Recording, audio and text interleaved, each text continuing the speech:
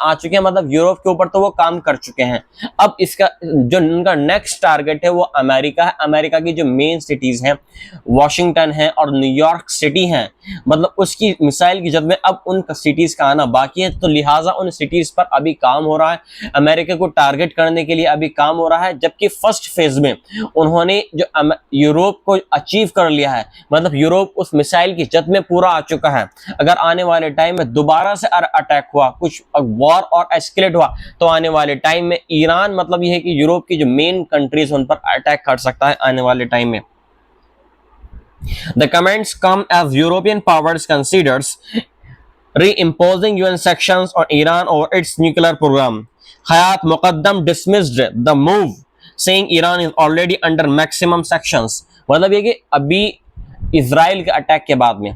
12 दिन का ये वॉर चला। इस वॉर में एक तो इस वॉर में दोनों ही साइड के कंट्रीज को जानी और माल का नुकसान हुआ, और इसके बाद में यूरोप की कुछ कंट्रीज ने ईरान के ऊपर फुल सेक्शंस लगा दिए, बिजनेस सेक्शंस लगा दिए, ताकि मतलब है कि ईरान के साथ में और जो दूसरी कंट्रीज है वो काम नहीं कर सके, बिजनेस नहीं कर सके। और अगर नहीं करेंगे तो ईरान के पास में पैसा नहीं आएगा, और जब नहीं आएगा तो ईरान अपने मिलिट्री जो एक्सपेंडिचर्स हैं, जो मतलब रिसर्च पर है, वो उस पर काम नहीं कर सकता। और इसी वजह से ईरान की जो टॉप कंट्रीज है उन्होंने उस पर सेक्शंस लगा दिया, और इसी सेक्शंस की वजह से ईरान की जो टॉप मिलिट्री कमांडर उसने बोल दिया कि तो यूरोप क्या समझ रहा है अपने आप को, क्या यूरोप मतलब ये कि ईरान की मिसाइलों की जद में नहीं है? जी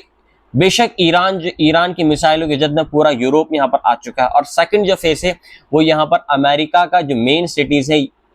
वॉशिंगटन और न्यूयॉर्क अब आने वाले हैं।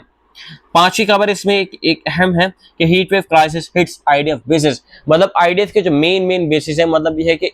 इजराइल के जो आईडीएफ सोल्जर्स उनको इतनी शदीद गर्मी का सामना करना पड़ रहा है कि मतलब यह है कि वो गजा में जो वॉर हो रहा है उससे बहुत ज्यादा निराश हो गए हैं, हताश हो गए हैं, थक गए हैं। बहुत सारी न्यूज़ में ये बताया गया है, जो तफसील सामने आई है मेरे पास में, उसमें ये बताया गया है कि आईडीएफ के कुछ सोल्जर जो नए नवेले सोल्जर्स थे जो आईडीएफ में भर्ती हुए थे, क्योंकि उनको इतनी आदत नहीं है गर्मी की, तो मतलब ये कि भूख और प्यास की वजह से कई वो बेसिस पर वहीं पर मतलब ये है कि ट्रेनिंग के दौरान गिर गए, बेहोश हो गए। ये खबर सामने आई है। Scorching 46 degrees Celsius heat wave in Israel's southern